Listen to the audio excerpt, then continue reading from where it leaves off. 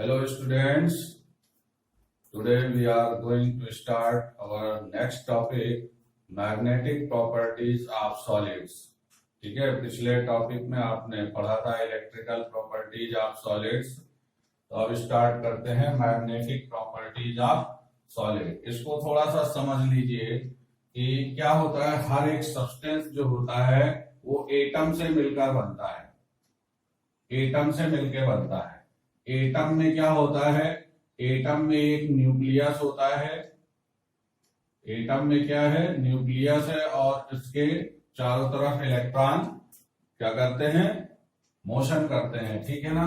अब इलेक्ट्रॉन का जो ये मोशन है, ये दो तरह का मोशन होता है। एक तो इसका मोशन यही हो गया कि इसकी डायरेक्शन मान लीजिए इधर हो गई, ये इलेक्ट्रॉन, ये न्यूक्लियस है, इसका मोशन इस तरफ से हो रहा है, इस तरह मोशन कर रहा है, तो ये क्या हो गया, अराउंड द न्यूक्लियस।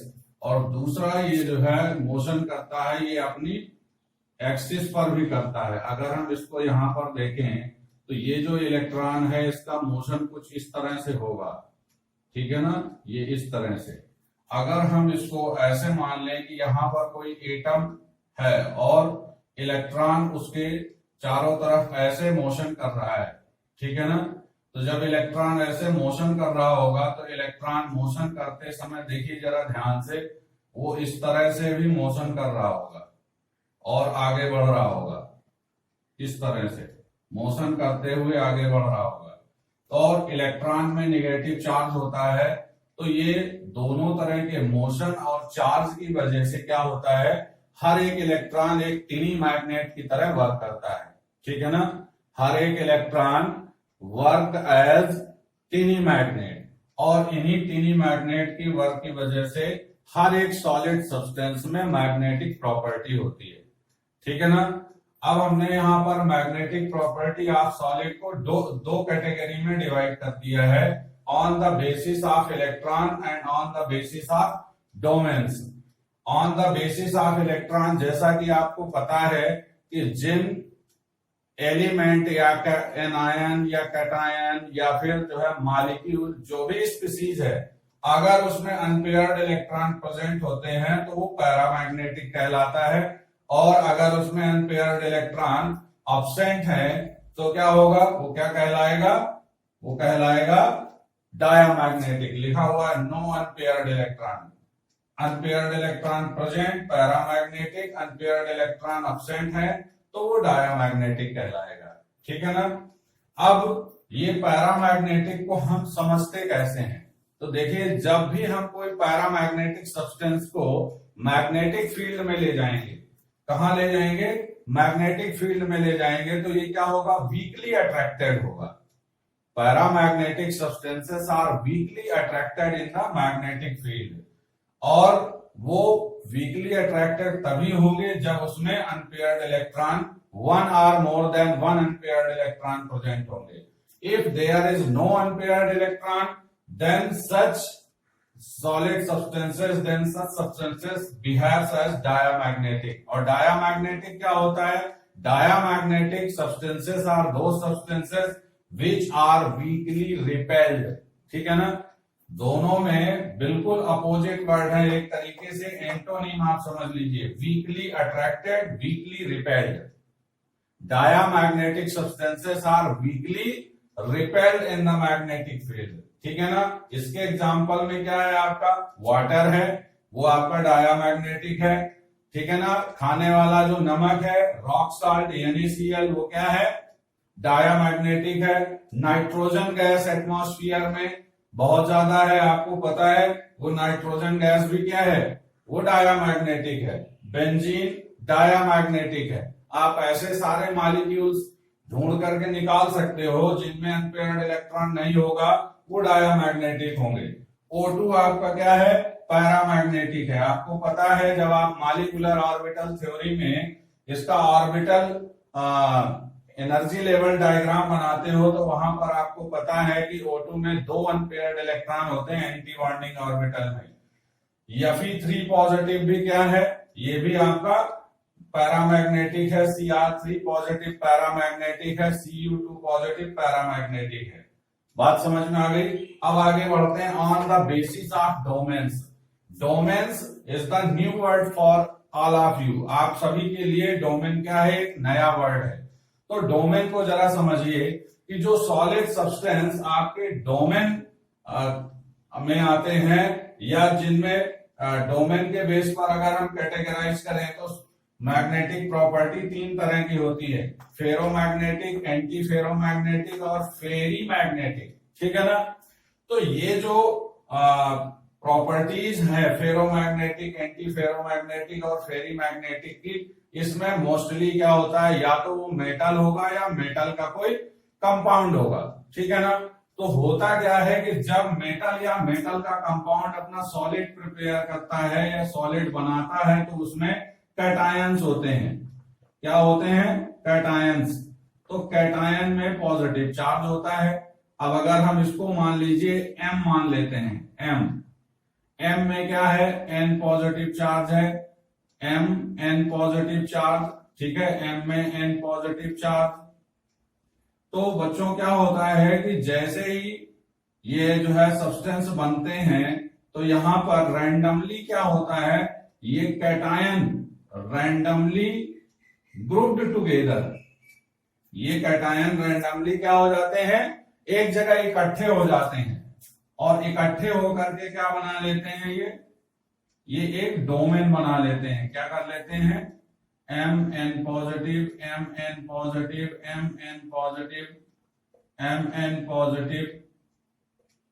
जो ये कैटायन है ये सब क्या हो गए, एक जगह इकट्ठे हो गए और इकट्ठे होने से इन्हीं को कहा गया कि ये क्या है, डोमेन्स। क्या है, डोमेन्स है। अब ये डोमेन्स की वजह से क्या होता है, इनमें थोड़ा सा जो जैसे मैंने कहा था इलेक्ट्रॉन टीनी मैग्नेट का काम करता है, इसी तरह से डोमेन्स भी टीनी मैग्नेट का काम करते हैं, लेकिन इलेक्ट्रॉन के रेस्पेक्ट में थोड़ा सा स्ट्रांग मैग्नेट होते हैं, ठीक है ना।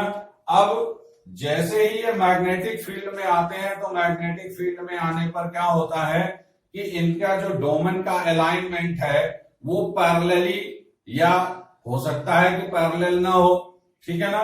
दोनों बातें हैं, पैरेलल भी हो जाते हैं और एंटी पैरेलल भी हो जाते हैं, और कभी कभी पैरेलल एंटी पैरेलल ना हो करके इस तरह की डायरेक्शन में भी हो जाते हैं। मान लीजिए एक की डायरेक्शन इधर है और एक की डायरेक्शन इधर है, तो आप इसको क्या कहेंगे, ना पैरेलल कहेंगे ना एंटी पैरेलल कहेंगे। पैरेलल तो तब होगा जब ये इस तरह की डायरेक्शन में हो जाए, ठीक है ना। एंटी पैरेलल कब होगा, जब एक आपका जो है मान लीजिए नॉर्थ साउथ में है तो दूसरा क्या हो जाए, दूसरे की डायरेक्शन अगर नॉर्थ से साउथ है तो दूसरे की डायरेक्शन साउथ से नॉर्थ हो जाए, तो ये क्या हो गया, एंटी पैरेलल हो गया। बात समझ में आ रही है सभी को, ठीक है ना। अगर डोमेन्स का अलाइनमेंट पैरेलल है और सेम डायरेक्शन में है और डायरेक्शन ऑफ मैग्नेटिक फील्ड है तो कौन सी प्रॉपर्टी आएगी, फेरोमैग्नेटिक आएगी। अगर डोमेन का अलाइनमेंट एंटी पैरेलल है और 50% डोमेन की डायरेक्शन क्या है, मैग्नेटिक फील्ड की डायरेक्शन में, और 50% मैग्नेटिक फील्ड की अपोजिट डायरेक्शन में है, तो ये क्या करते हैं, ये एक दूसरे को कैंसिल कर देते हैं, ठीक है ना। इसके मैग्नेटिज्म को इसका मैग्नेटिज्म कैंसिल करेगा, इसके मैग्नेटिज्म को इसका मैग्नेटिज्म कैंसिल करेगा, इसके मैग्नेटिज्म को इसका मैग्नेटिज्म कैंसिल करेगा। तो यहां पर कौन सा कैरेक्टर आ गया, एंटी फेरोमैग्नेटिक कैरेक्टर आ जाता है, ठीक है ना। अब यहीं पर फेरी मैग्नेटिक कैरेक्टर में क्या होता है, फेरी मैग्नेटिक कैरेक्टर में कुछ आपके पैरेलल होंगे, कुछ एंटी पैरेलल होंगे और कुछ पैरेलल नहीं होंगे, ठीक है ना। उनकी कंडीशन कैसी हो सकती है, उनकी कंडीशन कुछ इस तरह से हो सकती है, ये चलिए इनको हम सर्कल के अंदर कर देते हैं और ये डोमेन्स हैं, ठीक है, दीज आर डोमेन्स। अब यहां पर देखिए ये हमने क्या किया, डोमेन की डायरेक्शन मान लीजिए मैग्नेटिक फील्ड में है, दूसरे डोमेन की डायरेक्शन भी मैग्नेटिक फील्ड में है, तीसरे डोमेन की डायरेक्शन एंटी पैरेलल हो गई, अपोजिट डायरेक्शन हो गया, ठीक है ना। चौथे की डायरेक्शन आपकी फिर मैग्नेटिक फील्ड में हो गई, पांचवें की डायरेक्शन थोड़ा सा क्या हो गई, दाएं बाएं हो गई, ठीक है ना। छठवें की डायरेक्शन थोड़ा इधर दाएं बाएं हो गई। तो इससे क्या हो गया, कुछ तो एक दूसरे को कैंसिल करेंगे और जो थोड़ा सा एक दूसरे के पैरेलली नहीं है वो भी क्या करते हैं, मैग्नेटिक मोमेंट को कैंसिल करते हैं, ठीक है ना। मैग्नेटिक मोमेंट को कैंसिल करने की वजह से यहाँ पर जो मैग्नेटिक कैरेक्टर है वो पुअर हो जाता है, इसी को हम कहते हैं फेरी मैग्नेटिक। अब देखिए फेरो मैग्नेटिक में एग्जांपल क्या है, FeCO(NiCrO2), आयरन, कोबाल्ट, निकेल और क्रोमियम ऑक्साइड, ठीक है ना। ये ऐसे सॉलिड सब्सटेंस होते हैं, ऐसे सब्सटेंस हैं जो मैग्नेटिक फील्ड में स्ट्रांगली अट्रैक्टेड होते हैं और मैग्नेटिक फील्ड हटा देने के बाद भी इनमें मैग्नेटिक कैरेक्टर रहता है। इन्हें परमानेंटली मैग्नेटाइज किया जा सकता है, अर्थात मैग्नेट जो बनाए जाते हैं वो इन्हीं सब्सटेंस के बनाए जाते हैं, ठीक है ना। इन्हीं सब्सटेंस के मैग्नेट बनाए जाते हैं। एंटी फेरोमैग्नेटिक MnO, ठीक है ना। यहां पर क्या है, जो डोमेन्स की डायरेक्शन है वो बिल्कुल एंटी पैरेलल होती है। एक की डायरेक्शन आपकी जो है मैग्नेटिक फील्ड की तरफ होगी तो दूसरे डोमेन जो एडजेसेंट डोमेन होगा उसकी डायरेक्शन अपोजिट में होगी। उससे क्या होगा, वो एक दूसरे के मैग्नेटिक फील्ड को कैंसिल कर देते हैं। फेरी मैग्नेटिक में मैंने आपको बता ही दिया है कि वहां पर पैरेलल भी होंगे, कुछ एंटी पैरेलल भी होंगे, कुछ पैरेलल नहीं होंगे। तो उस कंडीशन में फेरी मैग्नेटिक कैरेक्टर आता है और इसका एग्जांपल Fe3O4 और मैग्नीशियम फेराइड Mg(Fe2O4), Zn(Fe2O4), ये इसमें आते हैं। अच्छा हाँ बच्चों, मैं आपको एक और बात बताना चाह रहा हूं। यहाँ पर जो मैग्नेटिक प्रॉपर्टी है, तो हर एक सब्सटेंस का जो ये कहिए कि इलेक्ट्रॉन और डोमेन्स का जो मैग्नेटिक मोमेंट होता है वो बहुत ही स्मॉल होता है, ठीक है ना। बहुत कम वैल्यू होती है इसकी। तो इसे जो है जो मेजरमेंट किया जाता है उसकी यूनिट होती है बोहर मैग्नेटॉन। बोहर मैग्नेटॉन, ठीक है ना। बोहर मैग्नेटॉन यूनिट मींस, इसी को शॉर्ट में हम क्या कहते हैं, BM। इस यूनिट में इसका मेजरमेंट किया जाता है, ठीक है। और इसकी जो 1 बोहर मैग्नेटॉन की जो वैल्यू होती है उसको जरा नोट कर लीजिए। 1 Bohr magneton 1 BM is equal to 9.27 into 10⁻⁻24 ampere metre square, ठीक है ना। ये वैल्यू होती है। इसको हम कैसे फाइंड आउट करते हैं उसको भी थोड़ा सा समझ लीजिए। इसको फाइंड आउट करने के लिए बहुत सिंपल फॉर्मूला है। वो सिंपल फॉर्मूला क्या है, इसको हम डिनोट करते हैं म्यू बी से। बोहर मैग्नेटॉन या कहिए magnetic moment mu B is equal to √n into n+2। Mu B is equal to √n into n+2, ठीक है ना। इस फॉर्मूले को हम यूज करके क्या करते हैं, मैग्नेटिक मोमेंट को फाइंड आउट करते हैं। n क्या है, where n is number of unpaired electron,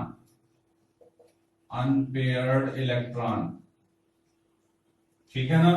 suppose करिए आपने जो है बात की Fe की, किसकी बात की, Fe का एटॉमिक नंबर कितना है, 26। आपने इसका कॉन्फ़िगरेशन किया तो कॉन्फ़िगरेशन में आपको क्या मिला, 4s2 3d6, ठीक है ना। आपने 11th में अच्छे से सीख रखा है। तो 4s2 तक तो कंप्लीट फील्ड होगा, ठीक है ना। लेकिन यहां पर 3d6 क्या है, ये कंप्लीटली फील्ड नहीं है। तो जरा d ऑर्बिटल को देखिए, तो d सबसेल जो होता है उसमें 5 ऑर्बिटल्स होते हैं, ठीक है ना, और इलेक्ट्रॉन्स इसमें हुंड्स रूल को फॉलो करते हुए फिल होते हैं। तो 6 इलेक्ट्रॉन में 1 2 3 4 5 6। आप देखिए यहां पर नंबर ऑफ अनपेयर्ड इलेक्ट्रॉन कितने हो गए, 4। तो n की वैल्यू क्या हो गई बच्चों, 4, ठीक है ना। अब इस n की वैल्यू हम यहां पुट करेंगे, तो magnetic moment is equal to under root 4 into 4 plus 2, ठीक है। तो वैल्यू क्या हो जाएगी, 4 प्लस 2 6, 6 इंटू 4 अंडर रूट 24, ठीक है ना, अंडर रूट 24। अब इसकी हम वैल्यू फाइंड आउट करेंगे, तो इसकी वैल्यू जो आएगी वो अप्रोक्सीमेट 4.9 pm, ठीक है ना। इस तरीके से हम मैग्नेटिक मोमेंट को फाइंड आउट कर लेते हैं। बात समझ में आ गई है। और 1 pm is equal to 9.27 into 10⁻24 होता है। अगर आप इस वैल्यू से इस वैल्यू को मल्टीप्लाई कर देंगे तो क्या होगा, आयरन की जो वैल्यू है मैग्नेटिक मोमेंट की वो एम्पियर मीटर स्क्वायर में आ जाएगी, ठीक है ना। अच्छा, पिछला जो टॉपिक था जिसमें एप्लीकेशंस ऑफ सेमीकंडक्टर्स था, उसमें हम आपको कुछ बातें बताना भूल गए थे, तो मैं उसे भी यहीं पर कंप्लीट कर दे रहा हूं, ठीक है ना। ध्यान से सुन लीजिए जरा।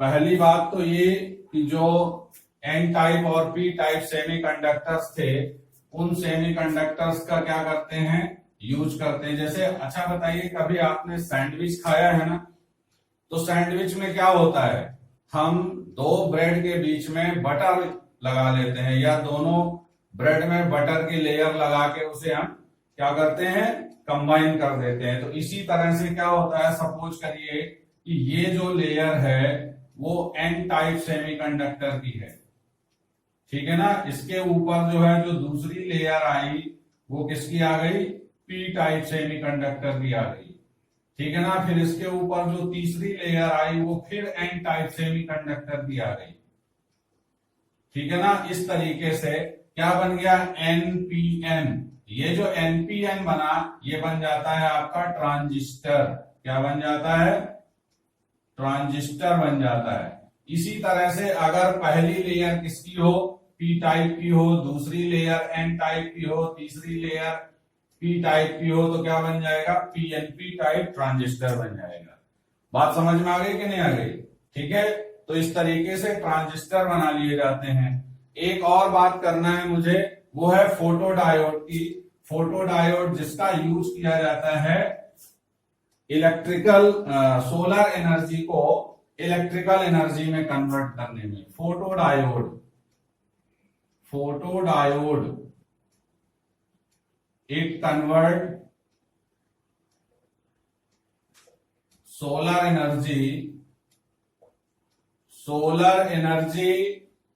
Into electrical energy, solar energy into electrical energy,